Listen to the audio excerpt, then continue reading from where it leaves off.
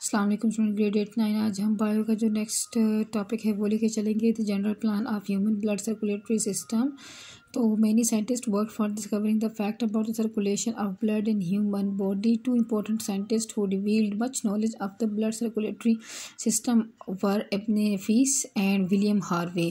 तो स्टूडेंट्स जो दो साइंटिस्ट थे जिसमें एक नाम आपको मुस्लिम साइंटिस्ट का लग रहा है, इब्न नफीस एंड विलियम हार्वे थे, जिन्होंने ह्यूमन ब्लड सर्कुलेटरी सिस्टम को बहुत डिटेल में पढ़ा।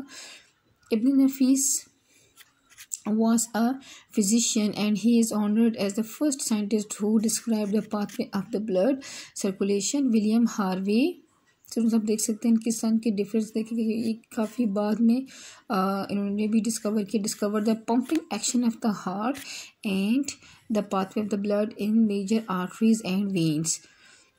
Now we will see how the major arteries and veins make arterial and venous system respectively. Arterial system क्या है? A large pulmonary trunk emerge from the large right ventricle and divide into the right and left pulmonary artery, which carry the deoxygenated blood to the left and right, so the right and the left lung. The oxygenated blood leaving the left ventricle of the heart is carried in a large artery, for example the aorta. It curves left and descend the inferiority into the body. From the upper surface of the aortic arc, 3 arteries emerge which supply the blood to the head, shoulders and arms. Students हम यहाँ diagram से देखते हैं कि आप ये देख सकते हैं कि एक ऑर्टा है, ठीक है, जो हार्ट से डायरेक्ट निकल रहे हैं। बाकी यहाँ से भी आर्टरीज निकल रही हैं जो कि लंग्स को डायरेक्ट ब्लड दे रही हैं। इसके अलावा आर्टरी है जो हेड रीजन को ब्लड दे रहा है। तो इसके अलावा आप देख सकते हैं कि वो आर्टरी जो आर्म को भी ब्लड दे रही है। तो इस तरह से ये पूरा एक नेटवर्क जो है वो बिछ जाता है। और यहाँ आर्टरीज का काम है कि वो जो ऑक्सीजनेटेड ब्लड होता है वो निकाल के मतलब वो हार्ट से लेके पूरे बॉडी तक पहुँचाना होता है।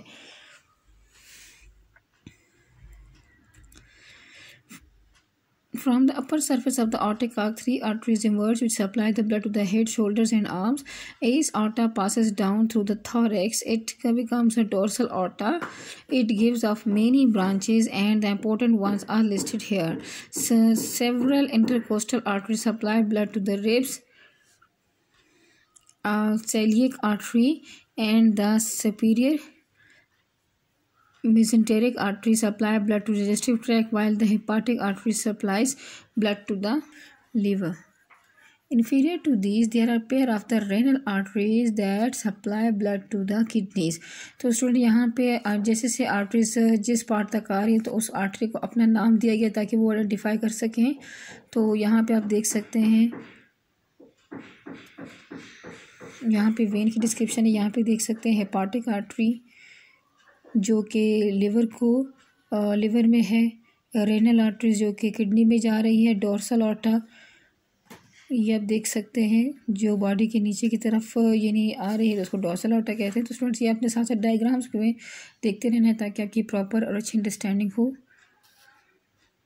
Just below the gonadal arteries is inferior mesenteric artery which supplies the blood to the part of the large intestine and rectum. The aorta divides into 2 common iliac arteries, each of which divides into an internal iliac artery and an external iliac artery. iliac artery यहाँ पे जैसे लिखा हुआ है,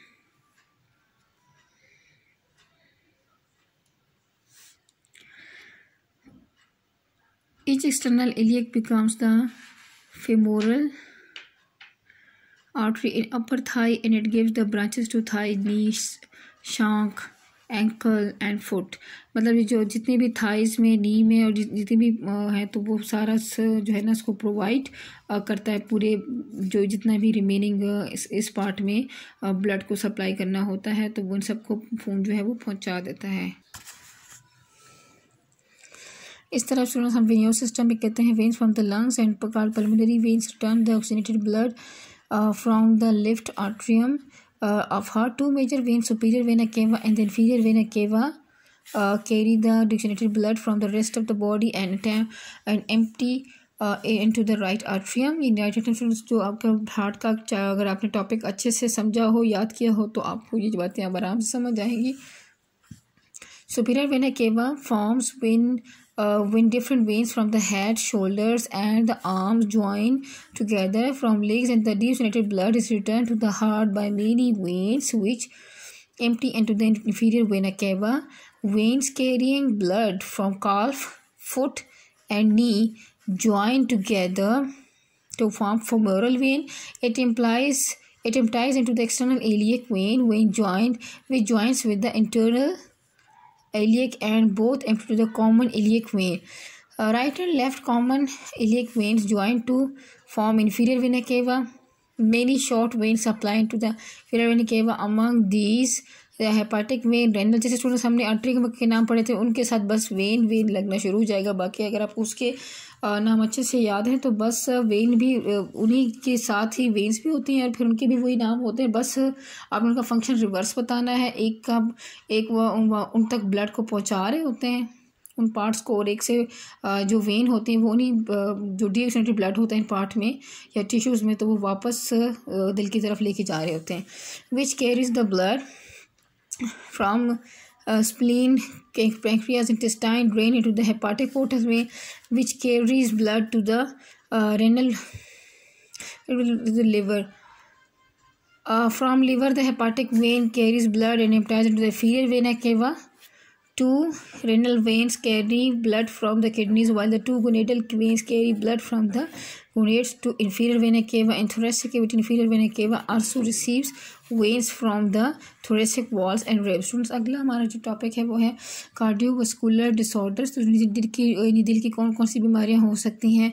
The diseases that involve the heart or the blood vessels are collectively called the cardiovascular diseases. यानी इसमें blood vessels या heart से दोनों से मुतालिक जो भी प्रॉब्लम्स हैं तो इनको collectively cardiovascular disorder कहा जाता है. These diseases have similar causes, mechanism and treatments.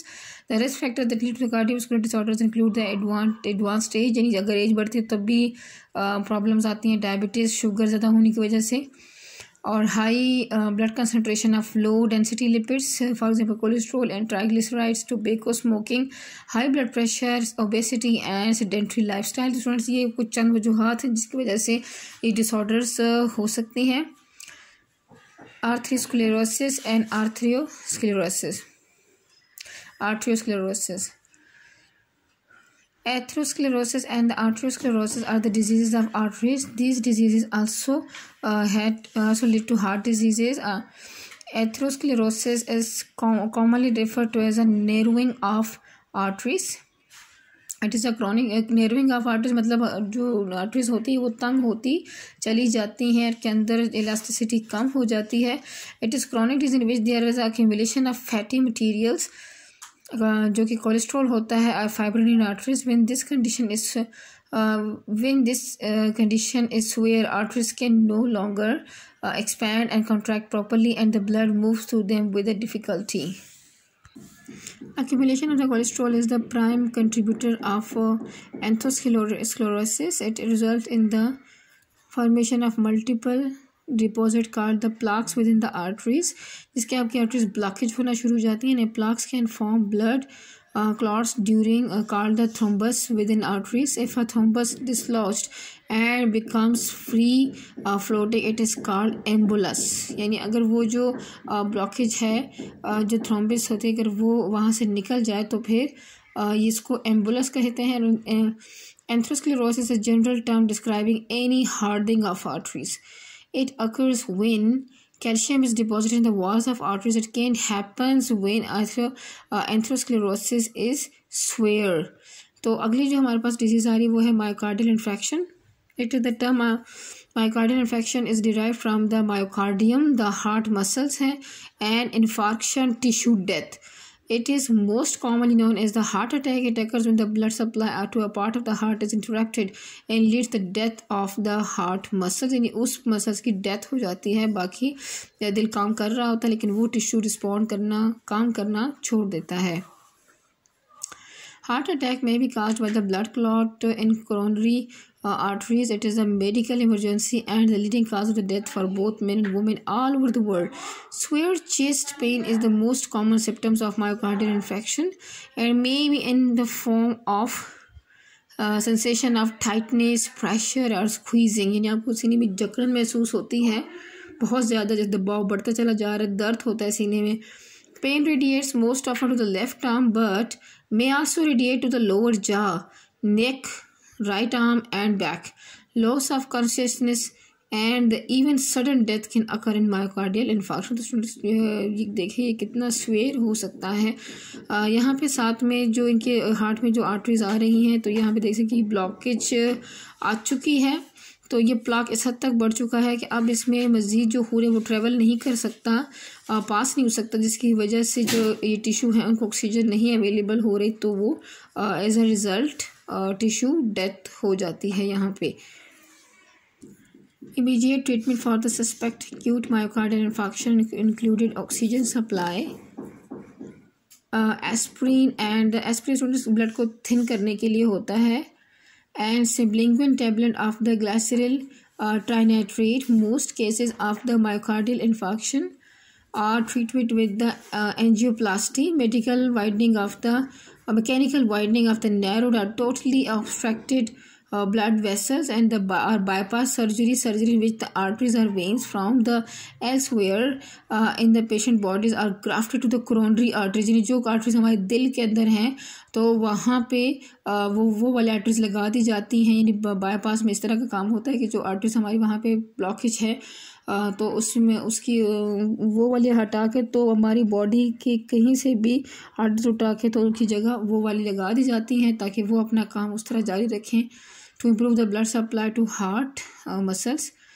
तो जो यहाँ पे हम angina को देखें, angina pectoris means the chest pain. It is not as severe as heart attack. The pain may occur in the heart and often in left arm and shoulder. It is a warning sign that the blood supply to the heart muscle is not sufficient, but shortage is not enough to cause the tissue death. World Heart Day is held on the 28th September every year throughout the world. Its objective is to help people better understand their personal risk of cardiovascular disorders. तो student यहाँ पे हम देखेंगे कि जितने adults की death है 12% है, जितने भी नौजवान लोगों की डेथ होती है तो वो इसकी वजह से इतना होता है. और hypertension is the most common cause of the cardiovascular disorders in Pakistan. There are over 12 million hypertension patients in Pakistan. About 10% of our population is diabetic. According to the World Health Organization, Pakistan 1 in 7 urban adults is obese. तो student ये facts and figures हैं जो कि बहुत interesting है, उसको अपनी याद रखना है. बाकी हमारी थ्योरी जो है वो यहाँ पे कंप्लीट होती है. स्टूडेंट आपको इसकी एक्सरसाइज भी मिल जाएगी, अपनी पोर्टल से ये काम देख लेना है. यहाँ पे हमारा काम मुकम्मल हो गया है बायोलॉजी का जो 8th 9th ग्रेड का है. तो बस अपना स्टूडेंट बहुत ख्याल रखिएगा. अल्लाह हाफिज़.